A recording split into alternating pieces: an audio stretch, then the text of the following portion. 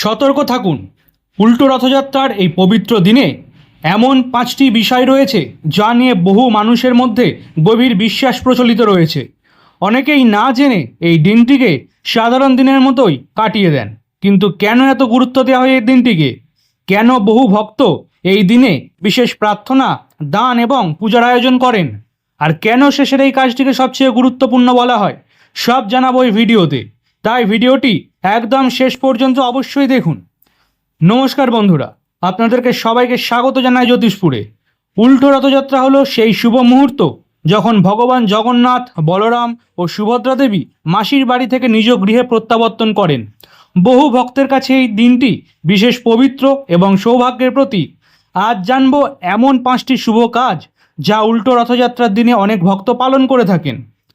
প্রথমেই সকালে স্নান করে পরিষ্কার পোশাক পরুন এবং অন্তত 11 বার জয় জগন্নাথ নাম জপ করুন।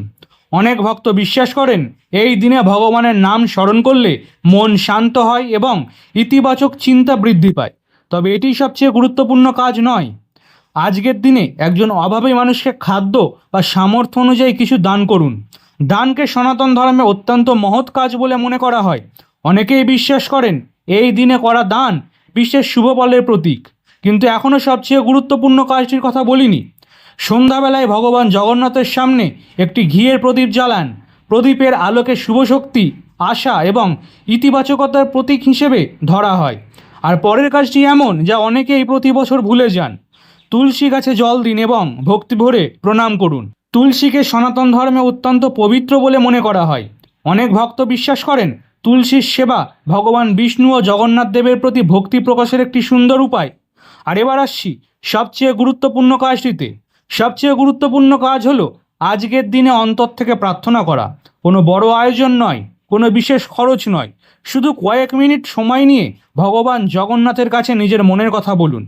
নিজের পরিবারের সুখ, শান্তি, সুস্বাস্থ্য, উন্নতি এবং জীবনের সকল বাধা দূর হওয়ার জন্য প্রার্থনা করুন। বহু ভক্ত বিশ্বাস করেন আন্তরিক ভক্তি ও বিশ্বাসের চেয়ে বড় শক্তি আর কিছু নেই। তাই উল্টো রথযাত্রার এই শুভ দিনে এই কাজটি করতে একদমই ভুলবেন না। তবে যাওয়ার আগে ছোট্ট একটি অনুরোধ, উল্টো রথযাত্রার এই পবিত্র দিনে কমেন্টে শুধু একবার জয় জগন্নাথ লিখে যাবেন। প্রতি বছর হাজার হাজার ভক্ত এই দিনে ভগবানের নাম স্মরণ করেন।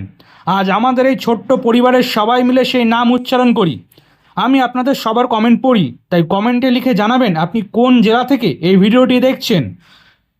জগন্নাথের কতজন ভক্ত কমেন্ট বক্সে একসঙ্গে জয় জগন্নাথ লিখতে পারেন দেখা যাক আজ। ভিডিওটি ভালো লাগলে অবশ্যই লাইক করুন, শেয়ার করুন এবং চ্যানেলটি সাবস্ক্রাইব করতে ভুলবেন না।